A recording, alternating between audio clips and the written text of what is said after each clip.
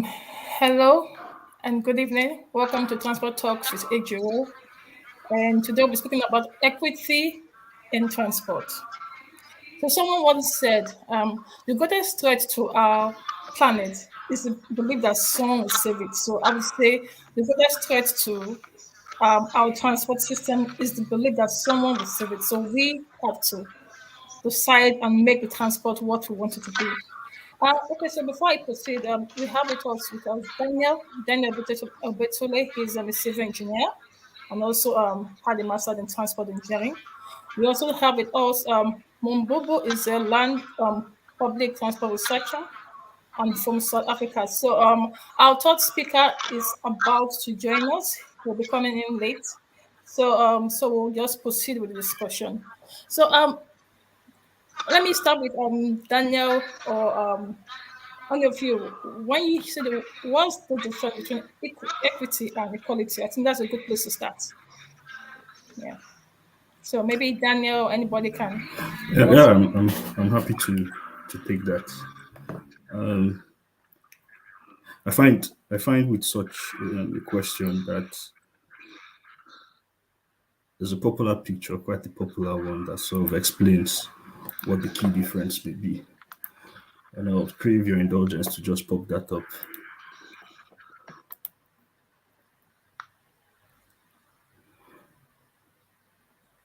I've just checked that you can see my screen now. yeah, I Can think so. Brilliant. So as with almost every area of life, not just limited to transport, um, on the left hand side, what you can see is a picture of a family, and they've gone to the stadium to see a game. Um, on the left hand side, they've been given a stool to watch the game from behind the fence. So, what this image tries to show, and I think it's a powerful description of the question you've just asked, Yeah. is on the left hand side, they've been given equal stools without any consideration towards whether their height or whether they require special needs. But on the right hand side, you see they've been given, the lady has been given two stools. The man's height is sufficient enough for him to view the game without having to stand on any platform. And there's been a ramped platform provided for the character in the wheelchair to be able to view the game. And so, to answer you simply, equality equality in transport is trying to provide access, equal platforms as much as possible for all user groups, while equity, which is what we are often tending towards, Yeah. is recognizing the needs of different people and providing the best platforms for them to access these transport needs. I hope that makes sense. Yeah. Okay, thank you. Mama, before you add to that, to our audience, could you please just quickly tell us where you're joining us from, your country, and that would be very helpful. So just type on the chat box where you're joining us from. Also, so Mama, do you want to add to that, or should we just proceed? Nothing is like I agree with Daniel that equity has to do with same resources given to people, whereby equality looks at different circumstances. I fully agree with Daniel. Okay, that's so interesting. Now, while we wait for our audience to like drop on the chat where they're joining us from, so let's come to like the African context. Yeah, because Daniel, I believe you're so from Nigeria and Mamubu from South Africa, so you can actually give your examples using wherever you want to.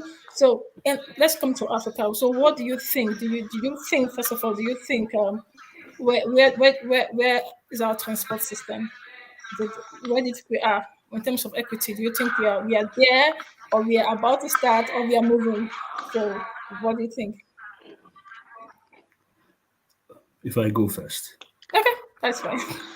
um, as with the rest of the world in terms of where we are with our transport or where we are in, including equity in the way we travel in Africa, I'll say we are at the very start of the process. And I say this because of when you look at the modal shares between all the transport forms we have back home, it appears that there's still a lot more that can be done. And so while I recognize that there are already efforts trying to improve equity in access to transport, I'll say we are still at the foundational stage. Okay. So can you like give us an example? I think that will help. Yeah. For instance, where I come from in Nigeria, and where I stay currently in Leeds, it's literally a tale of two worlds. Okay. Because yeah, I'm want to find people traveling or commuting for their basic needs, shopping, to work, to school, using a bicycle. And from where I come from back home, it was only ever a case of using it as a sorry, for leisure or for a means to exercise. And so you find that people are who would otherwise not be able to afford the car have to use or have to spend, so much accessing public transport when there are cheaper alternatives like the bicycle. And so in such a case, you would find that transport poverty um, becomes a problem in these areas. And so yeah, even if we are at the starting point of these things, there's still a lot more that can be done. Okay, thank you so much. Thank you so much for that. But what Noble, would you? I know he has a lot of issue, but could you like respond to the question? Okay, I sorry. that's fine. I don't think in Africa I don't think that in Africa there is like transport equality. I often say we can never even describe as transport equality in Africa, but we can even describe it as transport poverty, because I would make emphasis of what Daniel just said. Transport poverty has to do with one spending so much resources for their travel, and if you then look in terms of like Africa, we can never even we can never even speak about transport equality. We rather speak about transport poverty, because when you talk about like if you talk about transport equity, maybe in Europe and America you would be talking about that, but in Africa, I beg to differ that there is transport equity, but what exists in Africa is transport poverty. Okay, okay. Thank you for that. Before I move on, please to our audience, can you guys open the chat box where you're getting us from? Yeah, and that would be very helpful. Okay, we can see Shuaibia from UK, we can see Ebube from Nigeria, we can see Esther from Nigeria. Thank you so much for joining us.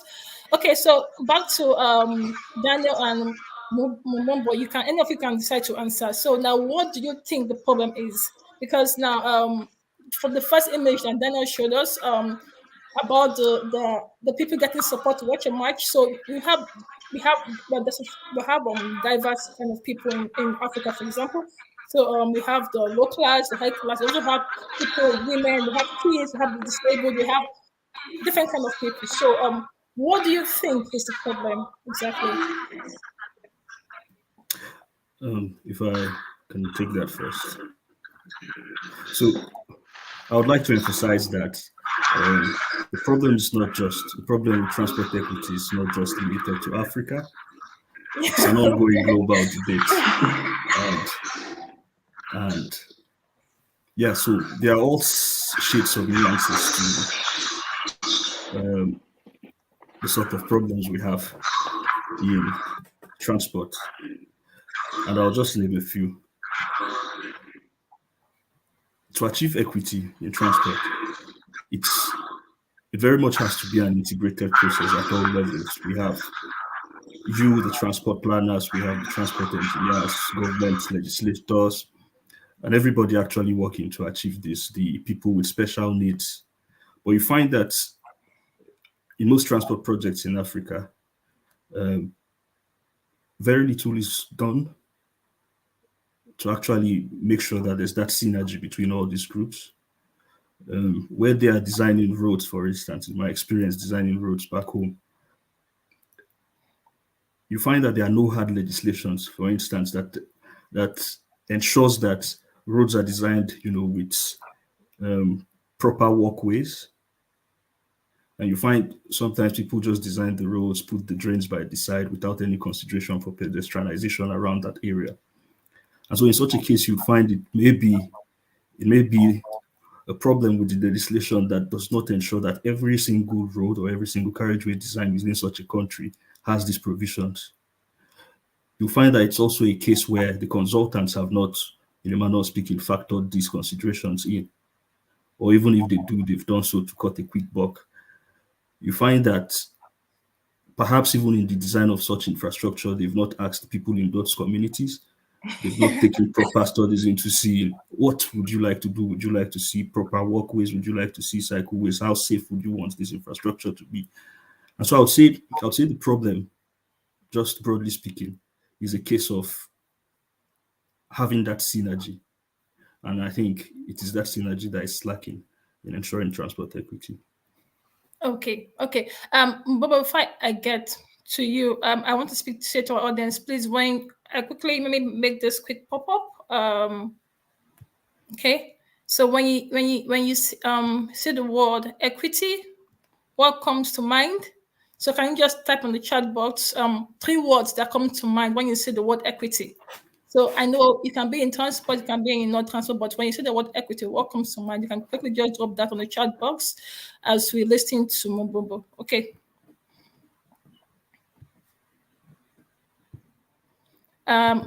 Mbobo, I think you should unmute yourself. I Great. fully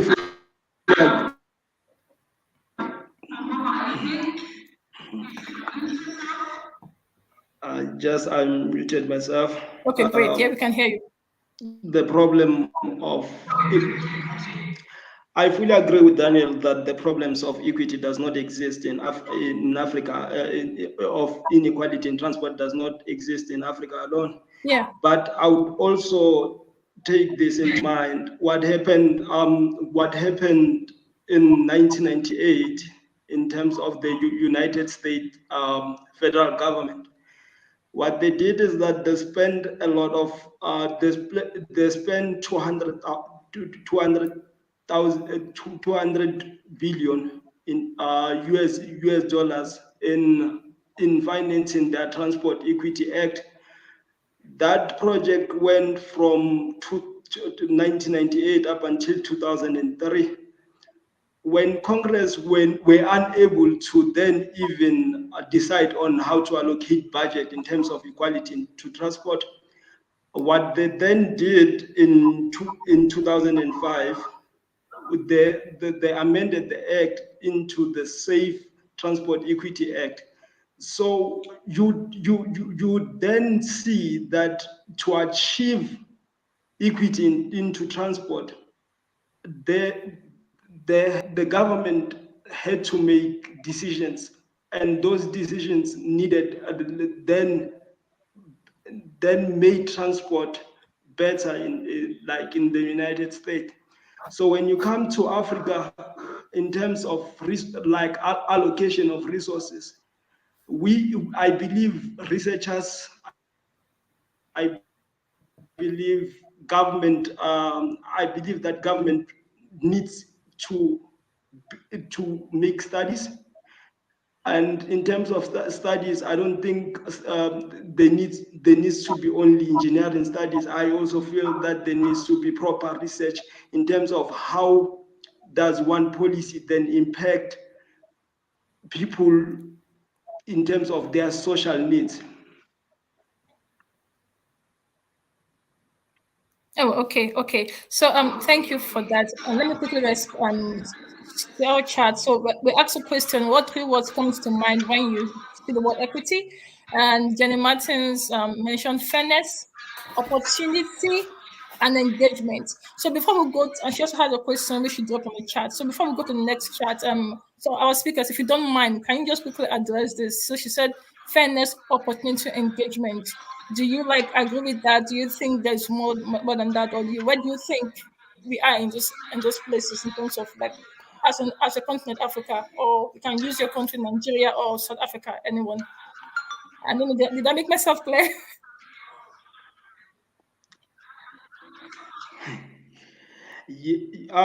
From like I agree with the three terms added in terms of fairness because equity has to do with fairness. And like I love the way Daniel started when he was starting. He showed us a very nice picture that showed the difference between equality and equity. So I like when he was then describing, he did emphasize that equity has to like you need to identify that different people have got different needs, and when different people have got different needs, you then need to give them proper resources that will raise their equity. Oh, okay. Thank you so much. So let me like drop Jenny Martin's question before we proceed. It's like says a chat and interaction. She said get comment on consulting with local communities when planning road projects. So what is the best way of doing this? How do you make sure all viewpoints ahead? So what do you want to, because I think you mentioned that comment. You want to say something about that, and also Yeah, maybe also contribute. Yeah. yeah. I'm happy to take that. Okay. Um, so yes, in planning the delivery of any infrastructure, the public engagement part is a very crucial aspect of any planning process. Um, and so to the first question, what is the best way of doing this? I'd say the best way of doing it is just do it. You know, go to those communities, find representatives of different groups. Are there people with special needs living in these communities? Because I assure you, they exist. Of There's a course, it is. town leader, there's a council leader, there's a religious leader, all sorts of people. And so while you're making a study, at the same time when you're planning the feasibility of such a process, it makes sense to start to think of the stakeholders, Mm-hmm. who the projects will affect, which people will it pass through their lands, their storefronts, the shop owners around those areas. So have an idea of what the stakeholders for those projects will be, and engage them really. Yeah. Ask them, have a town hall meeting, have a community-based led design, have those things. Let them hear their ideas, hear their concerns, what their aspirations are regarding those projects, and take it into account. And so that's what I would say is the best way to do it. And the final point, she has asked, how would you resist lobbying? I mean, with these things, it's always going to be a trade-off. Um, it's always going to be a trade-off. And I remember a friend telling me recently in a public engagement consultation she had in Manchester, and she said they asked the people what their aspirations were in terms of the delivery of the project they were going to have there. And most of the people went like, I don't know what you're talking about. And there was one council member, however, who said he wouldn't want, cycling infrastructure because that was the case there. We wouldn't want cycling infrastructure taking up the road space and all sorts of things. So I think there will always be lobbying, there will always be resistance. The idea or the key point would be to sort of strike a balance. Once people see that there's a merit or there's a merit to a project and it goes beyond reasonable doubt, I think the acceptance will follow. I hope that's been helpful, Okay. Thank you so Jenny. much. Thank you. Thank you. I'm getting Martin. I hope that's answered the question. If not, you can still like send us a chat and we'll try to respond more. So Mamuba, do you want to add to that, or do you want to say something relative to that? Then there's one emphasis that the disabled community always says nothing for us without us. Oh, you just read my mind. I was So about to say that. they always say nothing for us without us. So as Daniel have said, you need to include everyone. Okay. Okay. So apart from the fact that you need to include everyone likes the stakeholders going to the community, asking them what they need. Let's go to the public transport, or let's go to the mini taxis. Um, so this should go to Mubu because you are the mini taxi expert. So what do you think? Because I'm not in South Africa, you are the one in South Africa, and you are the expert. So let's come more to the South African context. What exactly do you think is the issue, and what do you think can be done in terms of equity? In terms of equity, because if you look at our history as South Africans, we were under a colony for a very long time, and whereby there was the black people were not treated the same way as white people, whereby women were not treated the same way as men. In terms of the minibus taxi industry today, we've got a lot of men. Um, that's whenever you can even search about the South African minibus taxi industry, you'll see a lot of violent and killings. This is because there's no there's no equality in terms of resources. You would find that one person is richer than the other. In order for the person that's not rich, he would need then to consider violent ways or reckless ways to then destroy, to then gain the seat that rich person is having. And in terms of in South Africa, in terms of land public transport, there are three modes of public transport, which is you've got your trains, you've got your buses, and you've got your minibus taxi industry. You find that government is sponsoring, like it's subsidizing the two, which is the train and also the bus industry. Whereas you find that the minibus taxi industry is just privately owned. You like, and those people have got limited resources in terms of finance. So, like, what can be done? I believe that if the South African government and the sub, like I would rather say, I believe that if governments in the sub-Sahara are really serious about public transport, they should then subsidize everyone. Because why subsidize someone and not subsidize the other one? And in South Africa, it's actually very, very painful because you find that the minibus taxi industry, it carries more than 70% of the population, but it's like the government does not subsidize it. Okay, that's quite interesting. Okay, oh sorry, are you done? If you want to, are you done? Yes, I'm Okay, done. okay. Daniel, would you want to give us respect to like the Nigerian context, or yeah, Yeah, or what other I'm experience you happy. have? Yeah, I'm happy to talk about it, and I'll just double check that I understand what your question is. please do. Yeah, You've you've asked what whether mini transport meets transport yeah. equity. So how should be the Danfo, the BRT, Yeah, yeah, the public transport in general. Yeah. whether the public transport. Yeah, I'll say there are key issues that would need to be assessed really, and I mean it's a case like he said. I'll just add a few to the things he said. You see, in achieving equity, um, it's important also to achieve equity in the structures that actually serve such a public transport. And like he said, the employment force, you need to check, do we have male dominated drivers? Do we have people with special needs driving? Because it is in having a diverse workforce that you would have diverse perspectives, Very true. having diverse understanding that would serve, these different needs. Um, do we are they accessible? Do they serve all areas, or are they just concentrated in particular locations? Um, do they have transport lines going?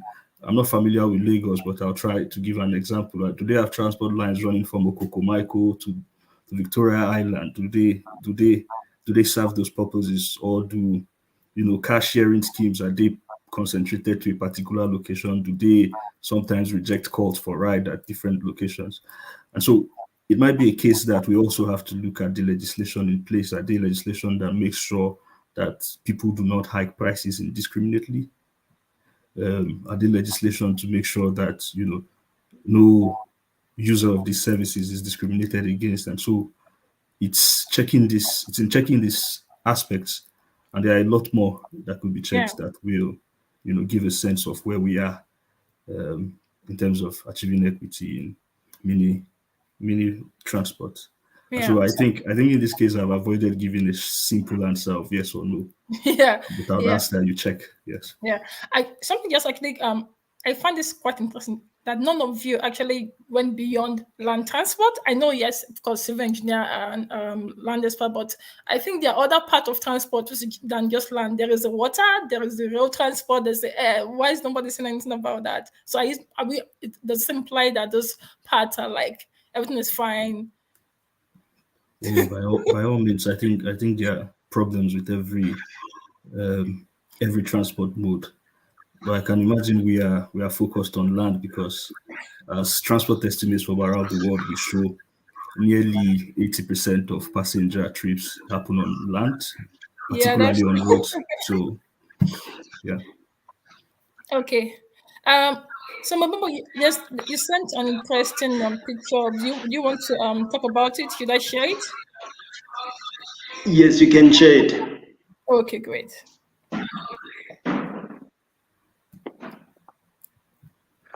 Okay, I think it's being shared now.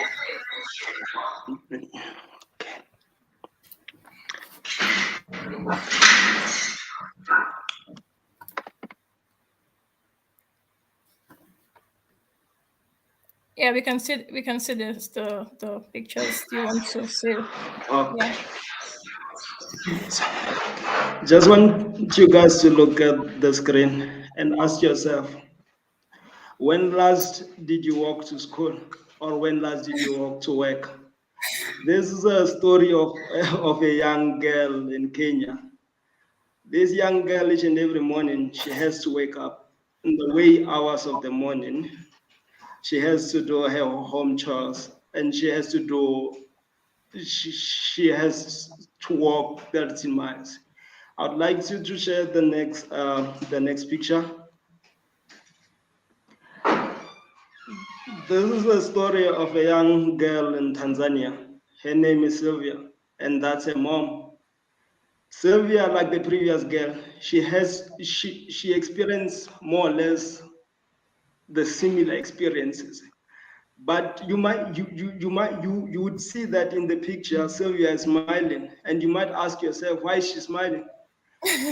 Sylvia considers Sylvia considers herself lucky because she's able to go to school. The stats given by the World Bank will tell you that there are more than 29 million girls in Africa that are not going to school because they're unable to go to school because it might be because of it Okay. might I be think because of sorry, it might be because of not having access and not being able to afford to go to school. This is a picture that was taken in South Africa. It was about 20, it was about 4 years ago. Then what then happened was that these kids, in order for them to reach to school, they had to go through the river. Thus, each and every time I'll tell you that in Africa there is no transport equity, but there's transport poverty. I think you can share the next slide. This yeah. picture is the same. This picture is part of is the same picture that I've shared. Is a continuation of the same picture I've shared of Sylvia. Imagine what Sylvia has to go through to get to school. Through all these bushes, I'm sure there's a snake sitting somewhere. but her determination to go to school is bigger than everything. I'd like you to share the next, I think it's the last picture, if I'm not mistaken. Yeah, that's the last picture. Yeah, then imagine having to walk, and imagine having to walk such a journey to school. And one sad part is that we do have resources in Africa. We do have resources. Only if we can start spending and allocating those resources in a right manner, I believe we can change the lives of the kids in Africa. Thank you. Okay. Well, this this image just reminded me of a conversation I had with one of my friends. I think one from India and one from I think from the UK also. And I think we went for like a hiking or something. And she was like, "Oh no, no, no, that this walk is so long. We don't do this kind of walk long." Okay. So yeah, yeah. It's kind of like how I use the word. It's sad. Yeah, it's sad. Daniel, do you want to do you want to respond to that this end of this image? I know this Yeah, is like okay. Please go on. Sorry. yeah, I'm happy to. I just want to say that I mean, whenever such images come up in public discourse, it's a sad sight, Yeah. and I think for most people we can empathize with the situation. Um, yeah, on the Just to continent, interrupt you, sorry to interrupt you a bit. It's so sad because this is the 21st century. There are some things we should have possibly outgrown by this yeah, level. yeah, on our dear continent, I do admit that there is a lot more that can be done in terms of having equitable transport and having access to transport for all people. But in doing this, I do not want to underscore some of the important work that countries around Africa are doing to Yeah, ensure great that work. transport equity. I think the point of disagreement with my dear colleague would be that you you cannot simply you cannot simply draw parallels between developing countries and much developed countries. I'll state, for instance, and you do make a nice example with what you were trying to describe when you went hiking with your friend. Um, in certain areas of England, the public transport or the access to public transport in these areas are poor, and so for them, it's the case of very remote areas, in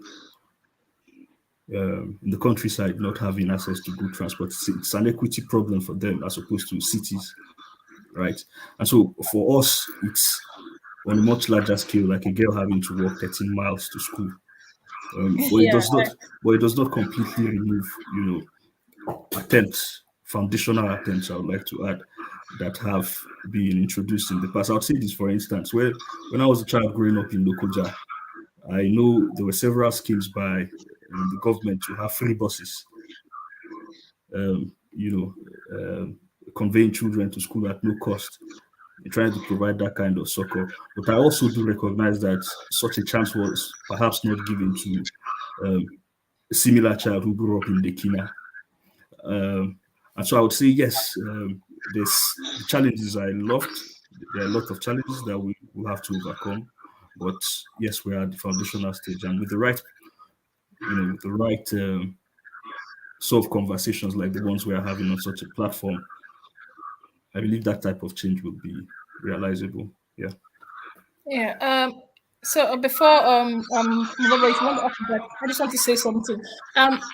So part of the essence of this show is also to create this awareness and also enlighten the public, as one have mentioned. But do you know that some of us, apart from transport experts or people in the transportation sector, some people don't actually know the impact of of a lack of equity or lack of access or transport that doesn't provide equal opportunities to everyone. So can you please help us just briefly, any of you, just make the public understand the impact of such situation in any society or community or economy, if you understand what I mean? when yeah. So can you just quickly just say the impact so that maybe you can start understanding the significance of this topic? I can share something. So I think for most people who have traveled, to developed countries, there are several stories of culture shocks, Yeah, that a cut lot. across that cut I have across mine. um, different aspects of life. And I'll just share a personal experience. Once I was in a supermarket doing grocery shopping, and um, I noticed someone come in just with a dog. You see, and they were walking, making their daily grocery shopping needs or weekly grocery shopping needs, as the case may be. You see, but the thing I could not point out immediately was that this person was blind, and that that was a guard dog. That was, I don't know how that works exactly, but this person was able to travel, unaccompanied, with that guard dog, and perhaps with a cane. I can't remember the exact things. You find that you find that in many cities in England, and perhaps for most developed countries, the transport infrastructure is designed in such a way that it, as much as possible, tries to include all users, everyone. You find that people can travel, from their home to the shop to school just with a cane, right? I only ever found that to be the case in the university where I was in Nigeria, University of Nigeria, because I think to a reasonable extent, university environments have reasonable infrastructure for that serves all these needs. So, but you would find that for a typical street back home, that people cannot walk unaccompanied, even if they had canes, because perhaps the walkway has been overtaken by roadside vendors. Perhaps they are non-existent. And so what you find that you've done, by not ensuring, or what you find the cost of not ensuring, the proper or the right access to transport infrastructure, is that you're excluding people. You find that you're excluding people. You find that you are reducing their experience of what life should be. And so I would say the most important thing of not, or the most important downside of not having equity in transport, is that you run the risk of excluding different user groups. Yeah, thank you for that. Your statement made me recall what happened to me. I think about some years back, we had what they call National Youth Service after your graduation. I went to university to serve, and I observed that so after lectures, most of the students cannot get back home, so they either walk back home or wait for hours. And so yeah, I know people might think this is just transport issue, but this thing goes beyond, it affects their study, because when they get back home so exhausted and tired, they might not even have time to do their assignment, or not have time to even study, and they'll go back the next day and do the same process all over again. So, and this at the end of the day might affect the kind of graduate we produce, because the transport affects every part of your life. Everybody uses transport, whether you are a market woman, whether you are a teacher, whether you work in the office, even if you don't use public transport. The fact you have a car and you are still on the road, it's so it affects everyone. So yeah. So Mububu, do you want to add to that? Do you have anything to say? And to our audience, please, Yes, if you have questions or comments, please drop in the chat. thing is, if you look at the impact, I would love to make an impact of the impact that transport inequality has made in Nigeria. Today, like if you look at the population in Lagos, for example, people would move from other states in Nigeria just to go to Lagos, because like one would recall that Lagos is one of the first is actually the first African city to have the bus rapid transit. And you look at the impact that that system has brought. you would find that you've got I believe the population in Lagos today is about 15.4 million. And the size of Lagos is not like, if you compare the size of Lagos and you compare the size of River State, they are like, River State is much bigger than Lagos, but you've got a lot of people moving there because there's accessible transport, there's also affordable transport. But just to pose a question to Daniel, is the bus rapid transit in Lagos affordable? Sorry, your question is whether it's affordable. Yeah, I think how he said, yeah. Ah, okay. Um, I don't have a simple answer for that as one who has never used I bus have rapid used it. In my opinion, it is not. transport. I have used it a Okay. lot. I grew up in Lagos, so for me, it is not. But go on, please. Yes, so I was going to say I don't have a simple answer because I've never used it, and so I won't be able to draw a straight comparison to So, to answer your question. But the thing I think to add is I appreciate, you see, with your example, that you've at least identified that there are attempts, on our dear continent that have tried to ensure equity, and the BRT is a really nice example of something that was done in Lagos. Yeah. yeah, so I was opportunity to speak to some people, and especially you see that COVID, when the COVID hits, that transport had to, because of they had to reduce the current capacity and transportation costs went high. It become more of a struggle for some people. Some people had to walk some distance, then enter vehicles to get to their destination because they could not pay the entire fare. It was so expensive. So speaking of just transport in Lagos, what Daniel said and Mububu just it made me recall a conversation I had with a student from Sierra Leone. And she's a literature student, and she mentioned that about a book. I can't remember the author, but this was like years back, 20, 30 years back, whereby it took from the author's book, it took the lady 4 days to get to Lagos. So then I don't know how back it was, but this is like years back, and there was no internet then. There was no like phone, so it took her 4 days to get to Lagos, and this kind of affected her life because she didn't know what she was going to meet, and she had to. It took her a long time to get back to see her parents because of the distance to travel to Lagos. It's 4 days. The vehicle has to stop in each village to pick passenger because then transport was not like not much developed. So transportation actually affects everybody's life. Whether you like it or you do not like it, it affects your life. Okay, so there's a question, or rather, there's a comment by Jenny Martins. I think she's referring to the statement that Daniel made earlier. She said, up until about 1990, there was very little provision for disabled travelers in Europe. What you see now, for instance, in the UK, is a result of a remarkable change in attitude and policy. Okay, so Daniel, would you want to respond to Yeah, that? yeah, exactly the point Thank I'm you, Kenny making. You Martins, see, for this one. Thank um, you. I think it's like I said, the question of transport equity is an ongoing debate. You see, and there's always that improvement. We keep improving the model to see, um, if it is fit for purpose, and if we find for any reason it's not fit for purpose, we dismantle and we try to build on improvements. Um, so yeah, it's really going to be an improvement. But you see, I think the case with most countries in Africa is that that pace is relatively slow, and this is due in part, I would say, to a lot of problems. You see, there are challenges that may make it seem like having transport equity is not at the top of the priority list. For instance, I would say something like, so the example I gave about talking about visually impaired people and how they would travel unaccompanied, in England. Um,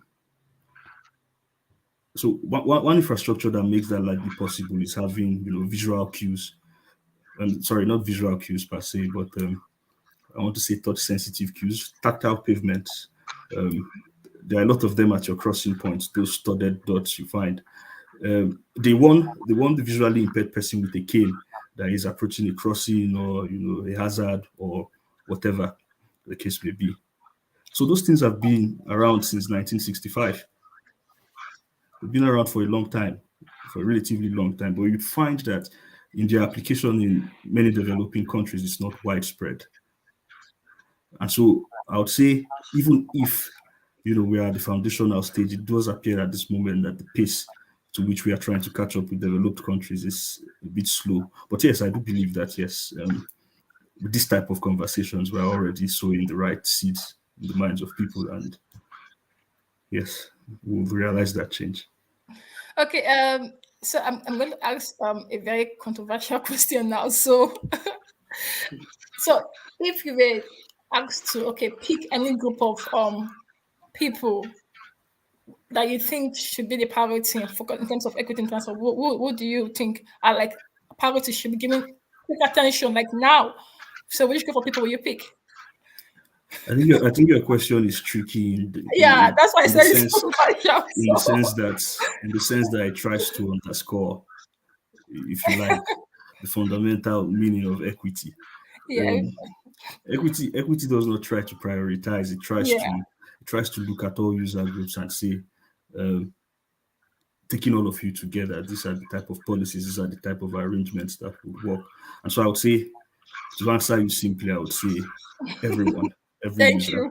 would be the priority. Yeah. Awesome. Thank you so much. Mumbai, do you have anything to say? We're almost calling it today. No, I truly agree with what Daniel has said. Okay, okay. So I don't think we have any more questions or comments from our audience. So before we call it a day, I just want to give our speakers like a minute, 2 minutes. What do you think? What's that word? Because I believe everybody has a part to play, not just the government. We as a society have a part to play. So any words of last words to the government? Okay, I think we have a question coming up. Give me a second, Deadney. Okay, she said a rising tide lifts all ships. Okay, thank you so much, Jenny Martins. You've been great contribution so far. Thank you so much. Thank you, thank you, thank you. Okay, so what's that word you want to give to fellow the policymakers, the academic researchers, the public, even the transport operators? Because I believe everybody has a role to play. Like someone once said, it's a social contract between the public and the government. So yeah, what's that word of encouragement, word of advice, or key points, or take home for the day? The For me, Okay, that's Please fine. go ahead. Please go ahead.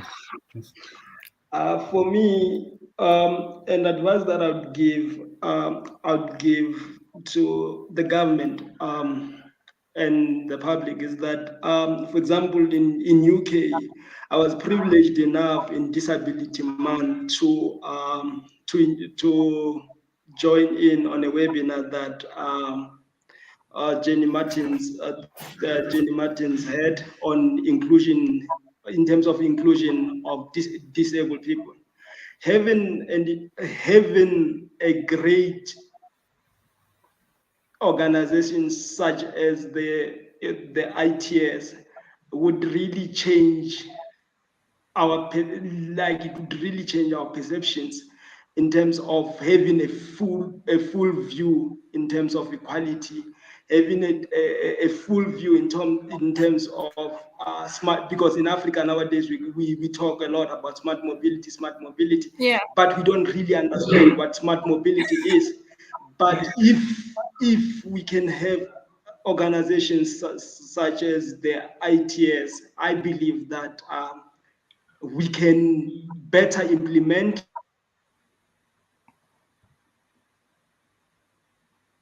Hello, Mababa. Hello.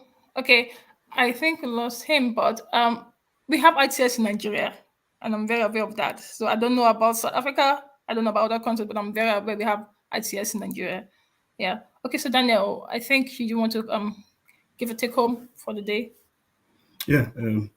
I think I might have to take slightly more than 2 minutes, but we'll see how Please, that goes. please. That's fine. You're Um, the last for today, so that's fine. yeah, so in ensuring that transport is for all people, you usually hear something about having the 6 E's: having education, engineering, evaluation, engagement, equity. I think look it up. But I think at this point where we are, particularly important for Africa, but also for all countries, it's having the proper legislation in place because, and not just the legislation, also the enforcement. It's having it in place because if there are acts of government, if there are acts of parliament that compel the delivery of new infrastructure or even the rehabilitation of existing infrastructure to make sure that not just infrastructure, transport projects as well, to make sure that they do consider all these elements of consider all users, in the provision of these projects and in provision of all infrastructure. I think it would be an important starting point so that planners, so that people, contractors, they start to think of those things. I mean, if you think about buildings having ramps today, Yeah. it wasn't the case a few years ago, you see, but it has been the case of legislation that when you're building for public spaces and such things, they should have ramps for disabled users. And so I think legislation, strong legislation, and equally enforcement would be, I think, an important starting point because every other thing will trickle down from there. The education, the engineering of our transport to make sure it's more, equitable. And perhaps to close, the thing I would like to add is because we do we it did come up in a number of conversations where you say people have to walk a long distance before they get home. I want to say walking is not a bad thing. It's Um, I want to say walking is not a bad thing. I mean, if we are going to achieve transport equity and not completely lose our world, because I mean, if you think about it, trying to make sure that public transport reaches every corner of the world and would be having so many cars, having so many buses on the road. I think I think if we are going to achieve equity in transport, we should also recognize that there has to be that diversification yeah, in the modes exactly. in the modes of transport. That there has to be that modal shift. And so I would say, and this also helps nicely with issues we have around transport poverty, where because the cost of a bicycle or the cost of very strong shoes for walking and running may are cheaper, you would agree, than what it would cost to buy a car. So, um, so yes, walking and cycling should be, I'd say, be considered in these things. Let's have modal shifts. Let's have intelligent ideas like to go around the problem of transport equity. Yeah, walking is not a bad thing, but perhaps walking for 13 miles to go to school is not what we want. Yeah, Yeah. thank you very much. Yeah, thank you so much. Thank you to Mabu, do you want to add before I call it today? You have a last words? No, I just want to thank you for the great webinar. I just want to thank you also for the great transport show that you've hosted. And I would like to thank. I've learned a lot. I've learned a lot. Thank you. Thank you so much. Just to say this, I think I read a paper that said we need to understand the people to produce the kind of transport they need. You don't just produce vehicles and expect people to fit in. No, you understand the people, look at the community, look at their needs, look at sponsor the contextual, the context of each society or each locality, and give them what can give them that opportunity to go out there and fully participate in society. Because once a society do not have people participating in this, then the productivity is actually what reduced. And in the long run, I don't think that's sustainable. So everybody have a role to play. Everybody have something to offer. So everybody needs access, needs that opportunity, or that needs transport services that give them the make it easy for them, or give them the avenue to go out there and take advantage of opportunities. So I want to say thank you so much to Daniel. Thank you so much to Bubu. Thank you for our guest. I'm also the one that couldn't make it. Thank you for letting me know ahead of time, and thank you to our audience. You've been very engaging. Jenny Martins, Esther, Shohaib, and the rest of you. Thank you so much. And so please do subscribe so that you wouldn't miss any updates. And we hope you can join us on our next episode. Thank you so much, and have a good day. Bye.